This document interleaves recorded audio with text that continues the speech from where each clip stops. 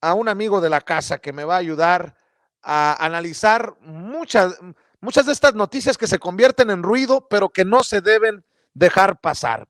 Le agradezco al sociólogo y analista político Julián Atilano que nos acompañen sin censura. Julián, te mando un abrazo. Buenas tardes, buenas noches. Hola Vicente, buenas noches. También te mando un abrazo y un saludo a ti y a toda la audiencia.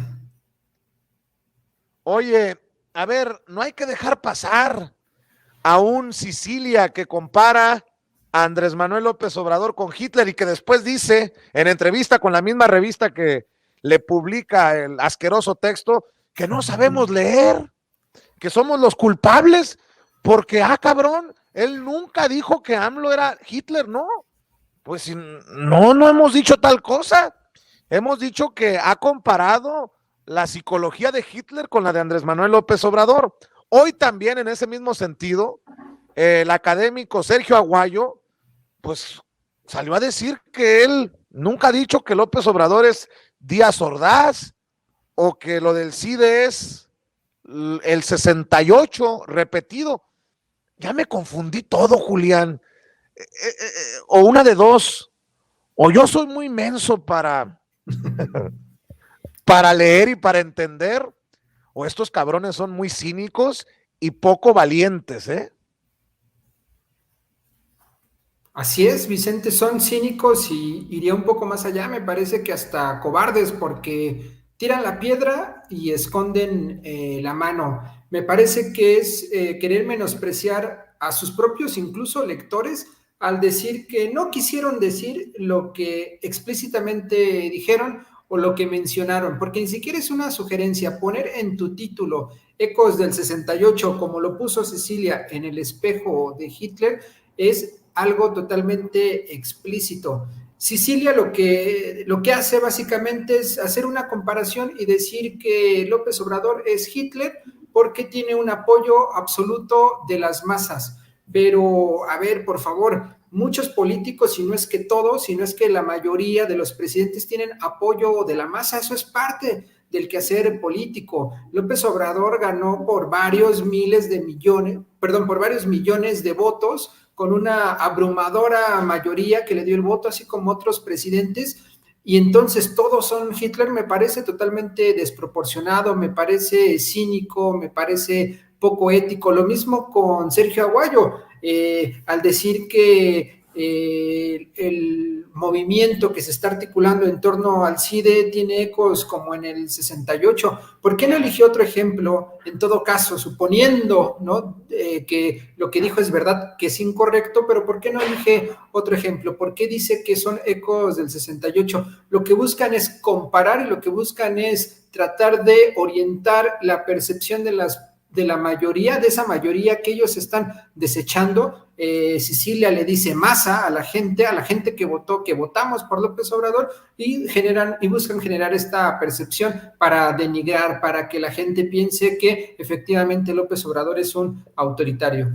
Se hace tonto él solo, me refiero a Sergio Aguayo, porque Sergio Aguayo hace unas horas en Twitter escribió: Ecos del 68, hay similitudes y diferencias entre el movimiento del 68 y el conflicto del CIDE. Quitarles legitimidad por razones ideológicas justificará la manera como los tratan las autoridades. Y luego puso dos cosas muy claras. 1968, se les condena por izquierdistas. Y cito: los disturbios fueron decididos en la conferencia tricontinental celebrada en La Habana en 1966 con la participación de comunistas mexicanos. Esta frase se le atribuye a Luis Echeverría Álvarez, secretario de Gobernación, un 30 de julio de 1968. Y después escribe: 2021, se descalifica a los profesores del CIDE por su neoliberalismo. Y cita a Andrés Manuel López Obrador y dice: un grupo de académicos muy conservadores y acomodaticios que guardaron un silencio cómplice frente al saqueo más grande que se ha cometido en la historia de México.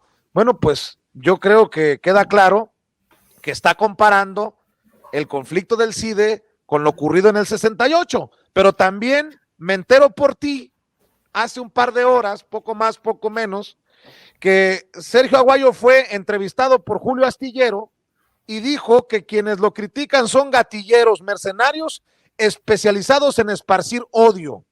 Y agrega que hay un cuerpo de profesionales que quieren desestabilizar el diálogo. Ah, cabrón. O sea, ¿yo dónde caeré? ¿En gatillero? ¿En mercenario? Y ya me preocupé porque me especialicé en esparcir odio y para eso no fui a la universidad, mi querido Julián Atilano. Sí, es totalmente delirante ya la posición de Sergio Aguayo y es preocupante porque mira, él es alguien que en algunos momentos ha tenido posiciones estelares apoyando a la izquierda, pero de repente fue cambiando su discurso y ahora dice que somos unos gatilleros, que la gente que apoyamos, y no solo eso, que lo criticamos, porque hay muchas críticas que hacerle, pues básicamente somos... repito, mira, lo que dijo con Julio Astillero, dice que somos gatilleros y, a ver si por aquí tengo el Twitter, mercenarios especializados, es decir, nos está comparando con el crimen organizado. Él es un académico, no se puede dar esas licencias porque es parte de una comunidad que lo que cuida es mucho la precisión y la objetividad, y no solo eso, Vicente, mira, el año pasado, cuando comenzó la pandemia, no sé si recuerdes, también dijo algo totalmente desatinado. Mira, lo voy a citar. Dice, la 4T no se preparó para la emergencia.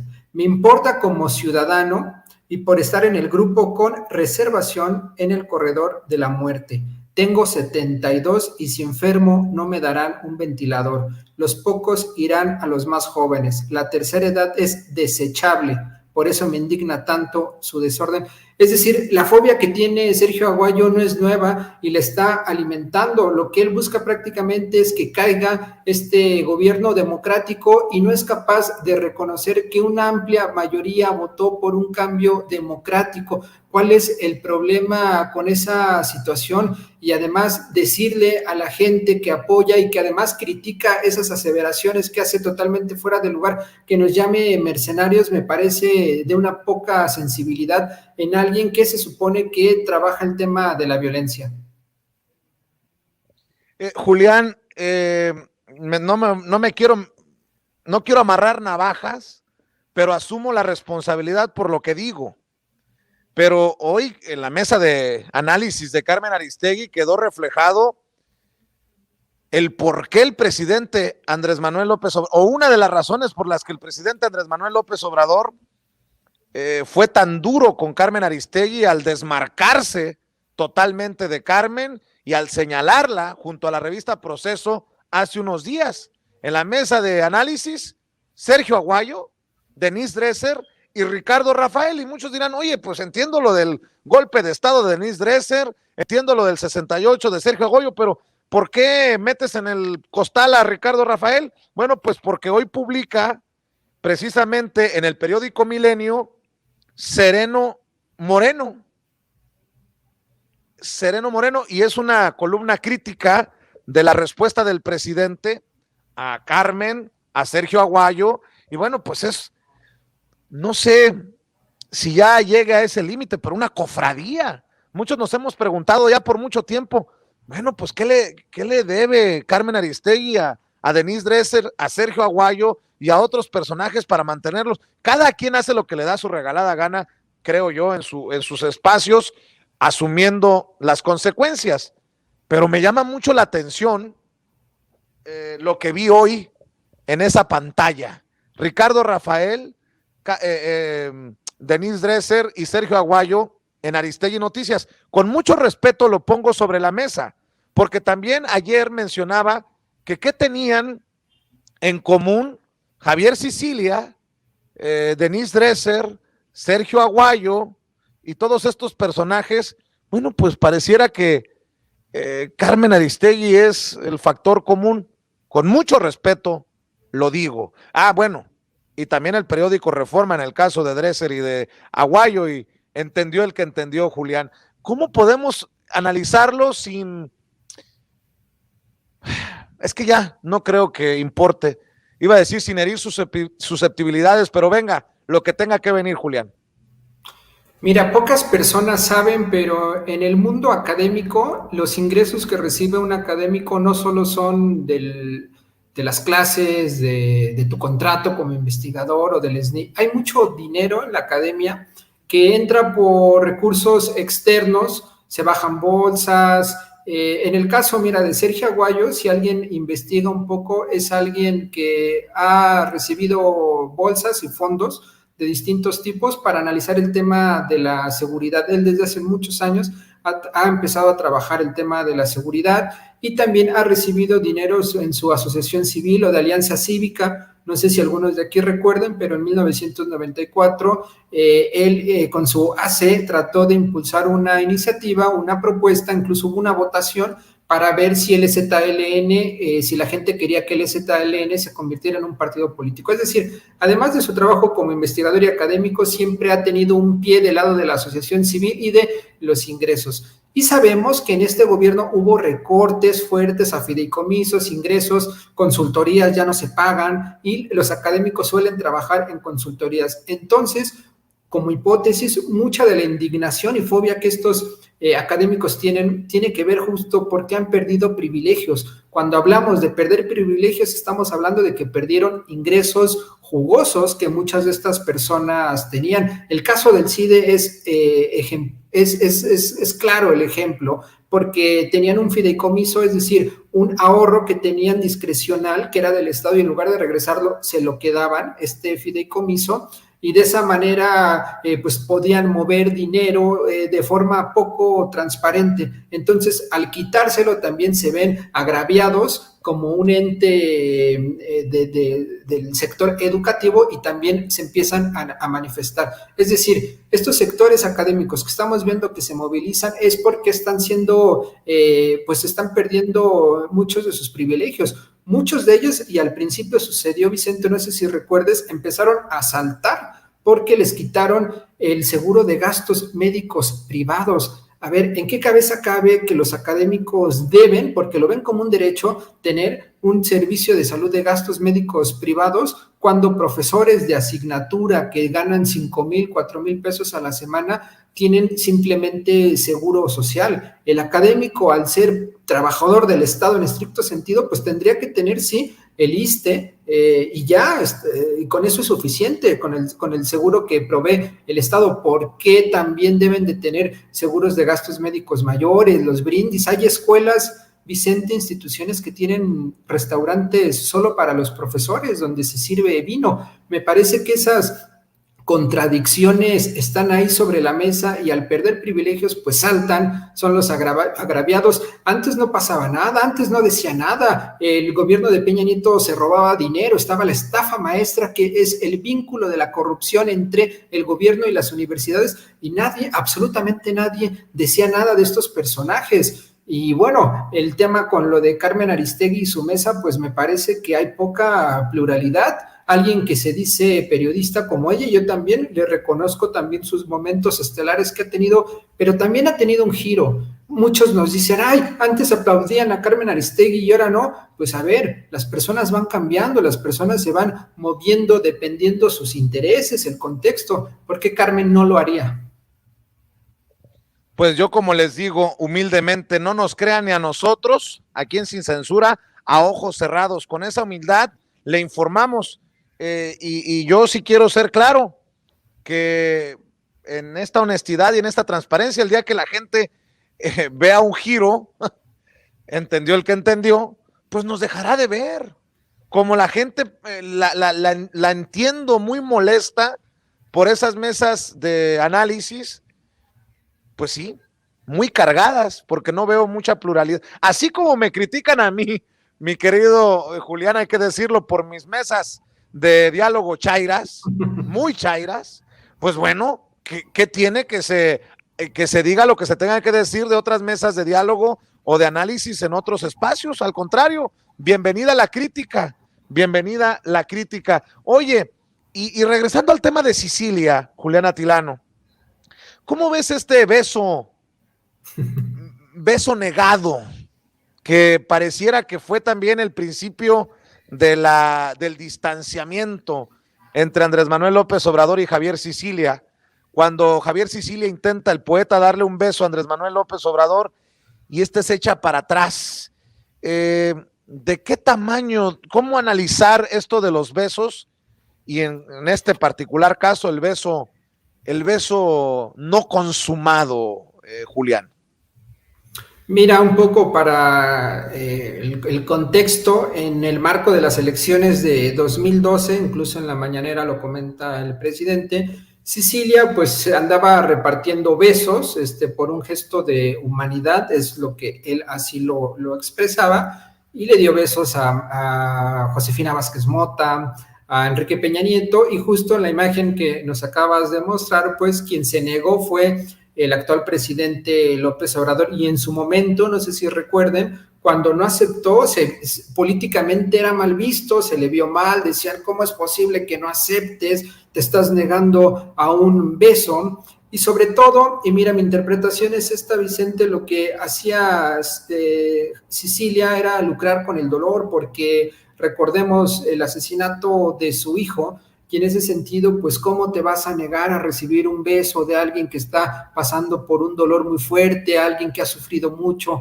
alguien que está tratando de transformar el dolor en humanidad y salir a la calle y protestar? Bueno, pues lo que vimos es que lo que sucedió en ese momento es un personaje que empezó a lucrar con el dolor, porque mira, si de verdad fuera humanista, si de verdad alguien fuera honesto, si Sicilia fuera honesto, pues no estaría diciendo que un presidente con una aprobación de 70% es Hitler.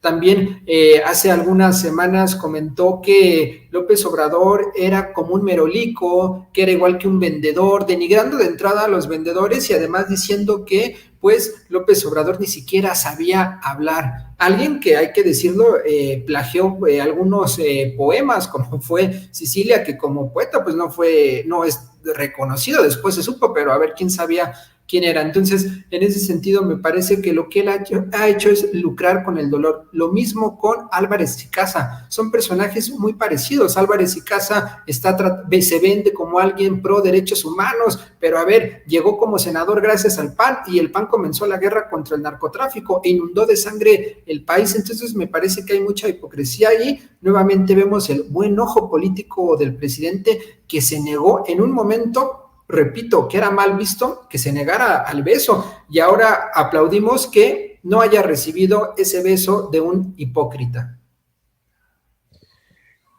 ¿En qué va a acabar esto? ¿Dónde ves que va a acabar, Julián Atilano? Porque ahí va, así lo percibo.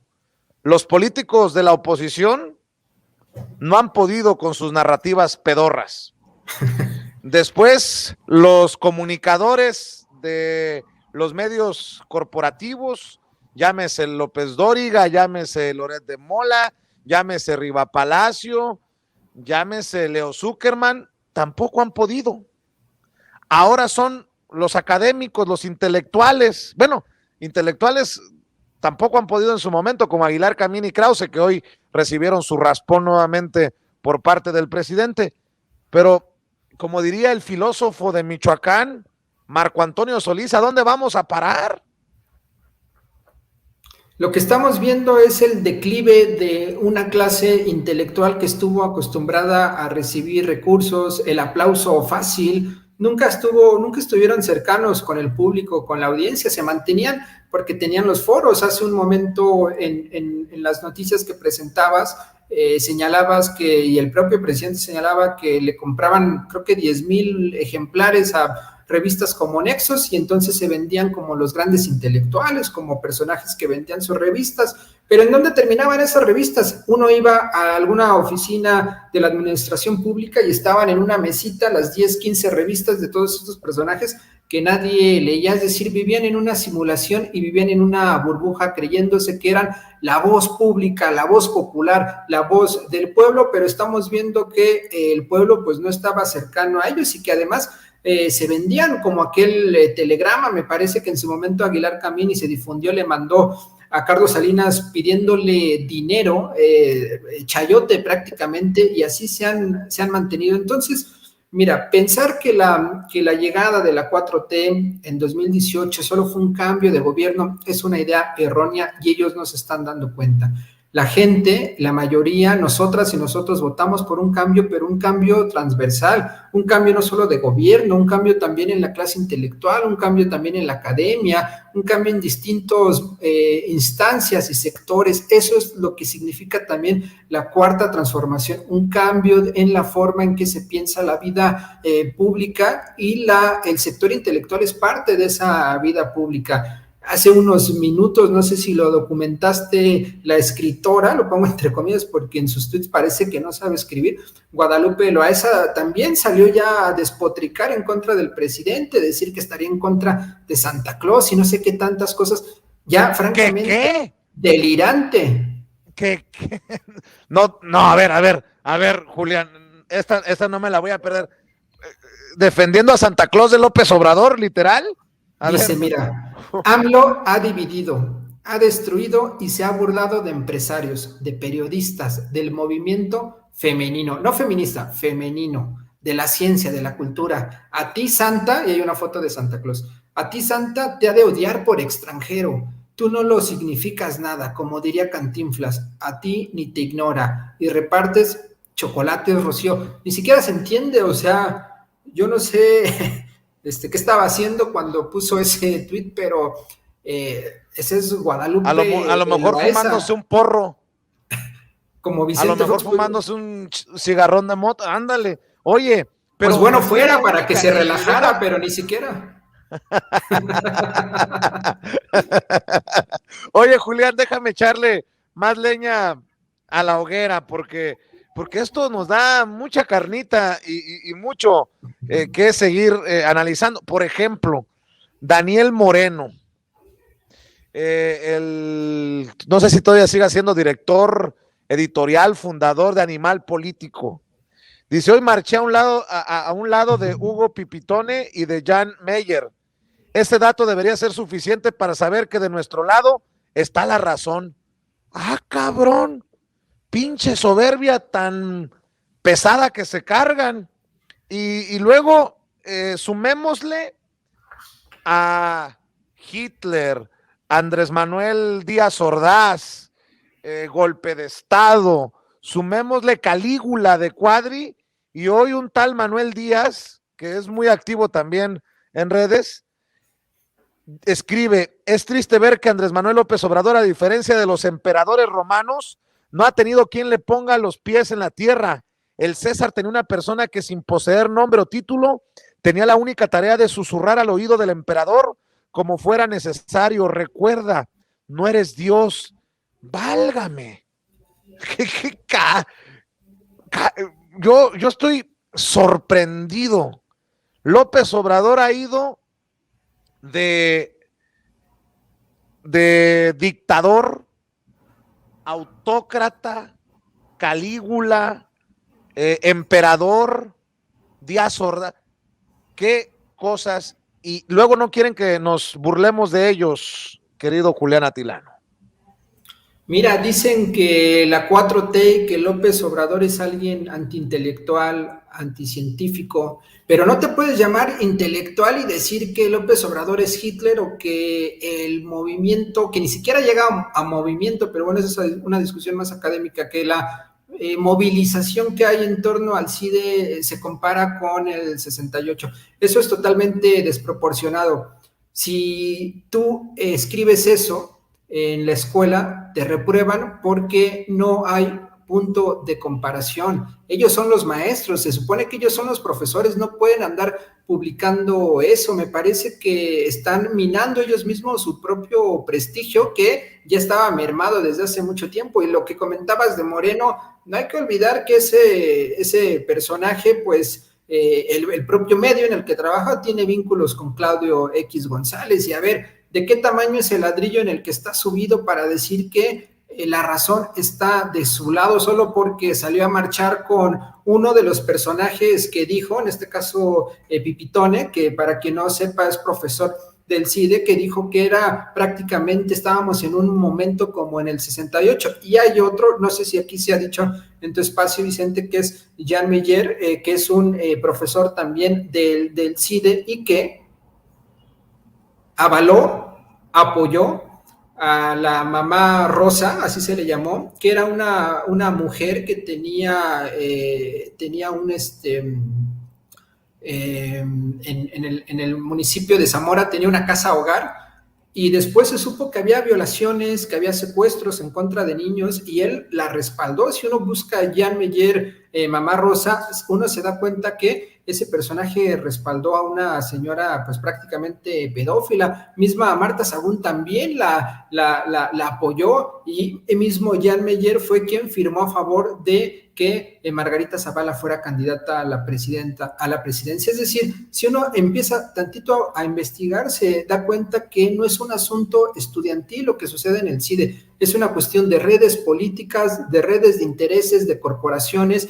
Mismo Mauricio Merino, también, que para quien no lo conozca, y hago estas interpretaciones porque son personas desconocidas realmente, pero bueno, Mauricio Merino es alguien que está hospedado, es un académico en la UDG y que ha recibido mucho dinero también de Enrique Alfaro, es decir, son personajes ligados a la oposición política. Y obviamente como han perdido estos privilegios de los cuales he mencionado, pues están saltando, es lo que está sucediendo en este panorama respecto a lo del CIDE.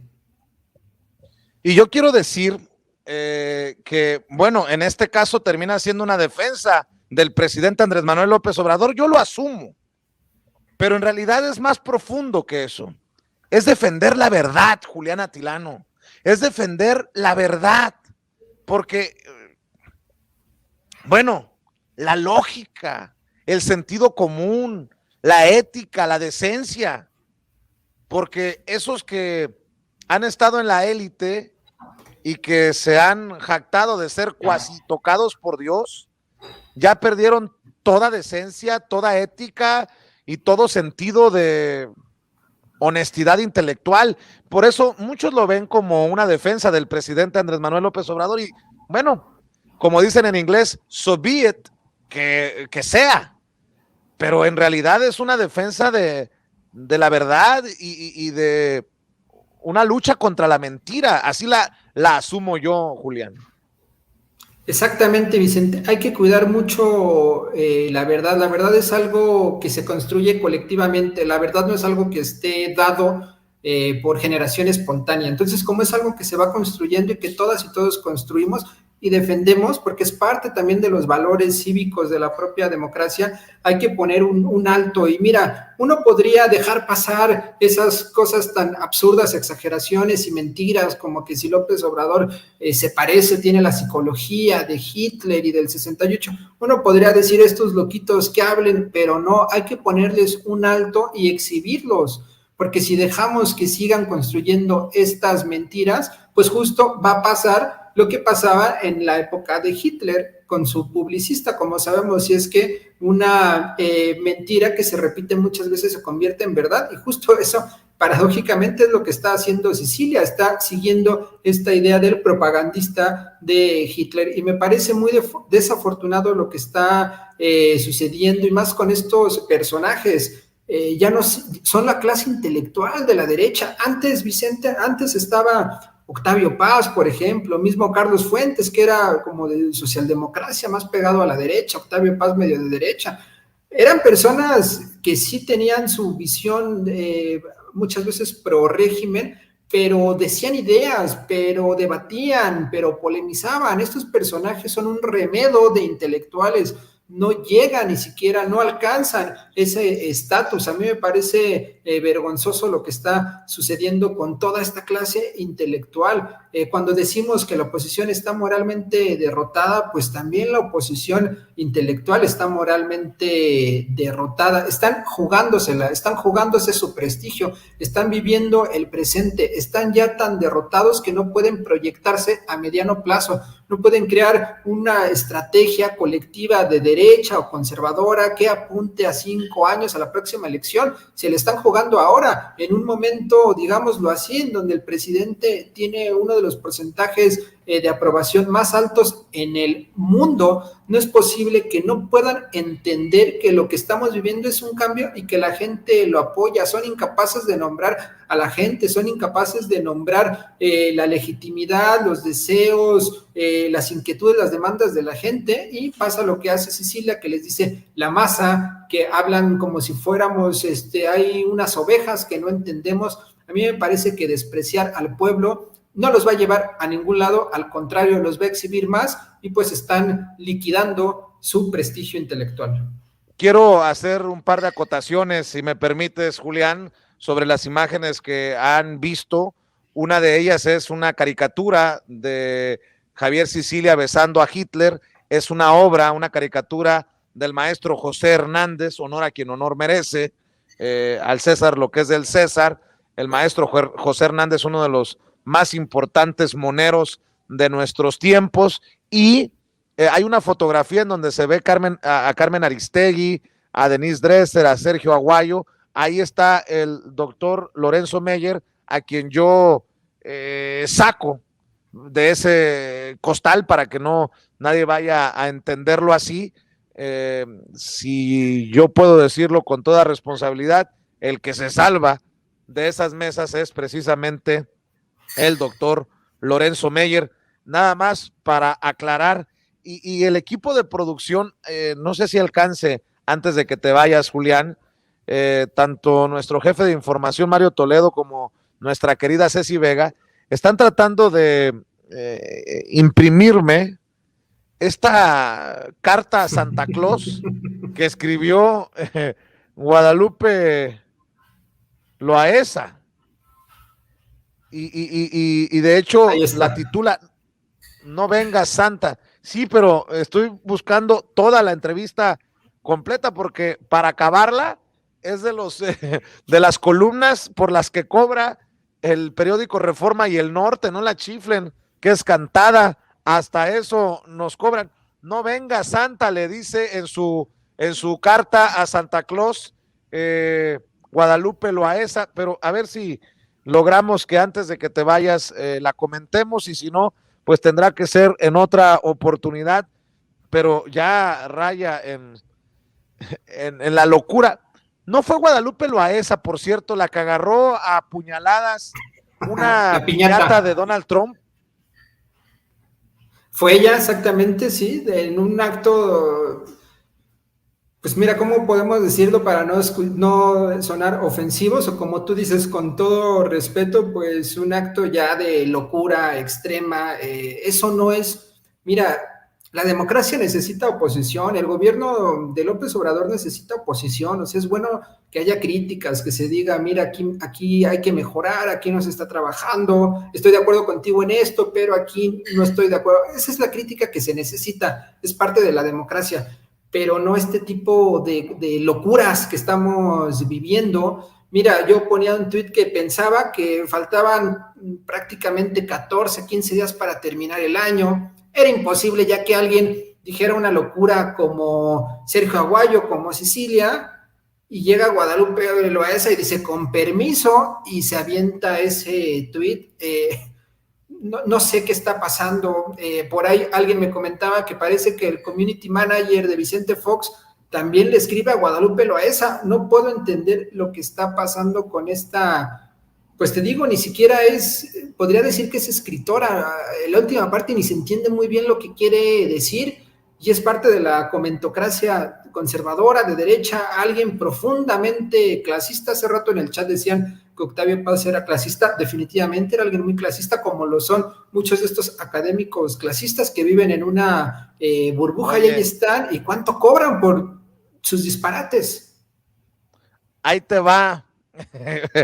No te vayas a burlar mucho, Julián Atilano. Ya me hizo llegar nuestro jefe de información, Mario Toledo, la carta a Santa Claus de Guadalupe Loaesa, que titula en El Norte y en el Reforma, No venga Santa, para que vean el nivel de ridículo al que han caído estos que son abiertamente anti Andrés Manuel López Obrador. Querido Santa Claus, ¿ya te vacunaste? El refuerzo también, ¿qué combinación? ¿La rusa con la china, la europea con la estadounidense o alguna otra mezcla? Antes de salir de viaje, ¿te hicieron la prueba de COVID-19? ¿Qué acaso te crees inmune? ¿Usas cubrebocas? Si así fuera, me da la impresión que no te cubre por completo tu muy ancha nariz y tu enorme boca, la cual no deja de proferir carcajadas. Dime si tus gnomos están vacunados, que aunque parezcan niños son adultos, con alto riesgo de contagio. Antes de emprender tu larguísimo viaje, te sugiero que consultes con un epidemiólogo de confianza, no con López-Gatell, sino con el doctor Fauci o con el doctor Tedros. ¿Qué riesgo implica un viaje tan extenso y qué países son los más afectados para que ahí no vayas y mandes tus regalos por otros medios, por vía aérea, marítimo, terrestre? Tendrías que empezar desde ahora, de lo contrario no te va a dar tiempo. Tengo entendido que los países de más riesgo no siempre son los más pobres, sino los más desorganizados. Ejemplo, México. Sin ser el más pobre, la pandemia ha causado estragos desde su comienzo y lo sigue haciendo hasta el momento, con decirte que suspenderán la vacunación en la Ciudad de México por festejos decembrinos. Es decir, que los centros de vacunación cerrarán el 23, 24, 25, 30, 31 de diciembre, así como el 1 de enero de 2022. Mejor no vengas, tu vida corre peligro, imagínate. Además, los días previos al cierre de las unidades de vacunación, imagínate, los que ya tuvieron su brindis de trabajo, los que fueron a la Basílica, al Zócalo para festejar los 3 años de López Obrador, los que ya fueron a comprar regalos de Navidad y los que simplemente no han cumplido con todo el esquema de vacunación. No venga, Santa, no hay duda, las autoridades de la Ciudad de México no han entendido nada. Seguro es iniciativa de Gatell, o bien quieren estimular la economía de una manera súper riesgosa para que en el 2022 haya más infectados, más desempleados y más muertes. No venga, Santa. Otros de los países que sorprendentemente han sido de los más afectados, en especial, bueno, ya, perdón, ya no voy a seguir. No nos vayan a tumbar el canal nada más por estar diciendo pendejadas como estas que estoy leyendo de Guadalupe Loaesa, perdón, Julián Atilano. Pues yo diría que debería incursionar Guadalupe Loaesa en el stand-up, en la comedia. Como comediante es muy buena, como intelectual está prácticamente pues reprobada, ya delirios. Y no solo eso, mira, en 2017, no sé si te acuerdes, pone un tuit que dice: mientras tomaba un café con el senador Armando Ríos Peter y lo escuchaba hablar de su candidatura independiente, me dije, es el Macron mexicano. Y después supimos que Armando Ríos Peter falsificó firmas. El INE, creo que hasta el INE lo reprobó y lo sacó de la contienda. Desapareció mucho tiempo y después lo vimos ahora que intentó ser candidato, creo que en la Cuauhtémoc, y perdió.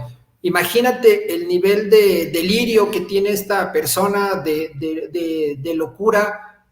Se ponen de pechito, honestamente, Vicente, es decir, y eso quiere decir que están desconectados con la gente, se creen muy inteligentes, de verdad, se creen realmente intelectuales porque se rodearon de políticos durante los anteriores gobiernos que les decían, sí, cómo no, adelante, pase usted, y les pagaban ahí sus viajes y no sé cuántas cosas, y por eso creen que merecen un espacio en el debate público cuando realmente lo único que están diciendo son mentiras, cuando lo único que es desinformar, y ahora que no tienen esos privilegios, pues están en contra porque la gente, el público, las audiencias, pues no los toman ni las toman en serio. Pues nada más se me ocurre para cerrar sobre lo de Guadalupe Loaesa. ¿Qué tiene Lupita? No sé, ¿qué es lo que quiere? Perdóname, Julián Atilano, pero tenía que cerrar así. Te mando un abrazo y ¿por qué no cerramos invitando a la gente para que te siga en redes sociales, querido Julián Atilano? Muchas gracias, Vicente. Primero, pues te agradezco la invitación y a esta audiencia crítica participativa. Me pueden seguir en Twitter, @Julián Atilano. Ahí tengo intervenciones políticas y sobre la coyuntura. Te mando un abrazo y nos vemos muy pronto aquí en Sin Censura, Julián Atilano. Un abrazo a la orden, y buenas Vicente. noches. Gracias. Saludos. Bueno, déjeme